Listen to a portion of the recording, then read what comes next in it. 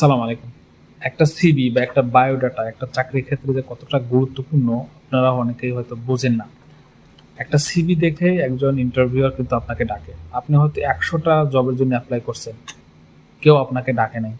ভাই আপনি আপনার সিভির দিকে দেখেন। হয়তো ওখানে কোনো মিস্টেক আছে, সেজন্য আপনি রেসপন্স পাচ্ছেন না। এই একটা সিভি দেখাই, এই ভাই একটা সিভি দিছে। এখানে লেখা রয়েছে ওয়ার্কিং এক্সপেরিয়েন্সে ১০ বছর এক্সপেরিয়েন্স আছে ড্রাইভারের ইন দোহা কাতার।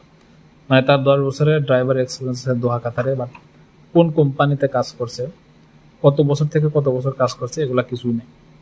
তো এটা একটা গুরুত্বপূর্ণ বিষয়। আপনি যখন ওয়ার্ক এক্সপিরিয়েন্সটা দিবেন, ওইখানে as much as possible details দেওয়ার চেষ্টা করবেন। স্পেশালি আপনি কোন কোম্পানিতে কাজ করেন বা করছেন, কত সাল থেকে কত সাল, কোন পজিশনে কাজ করছেন।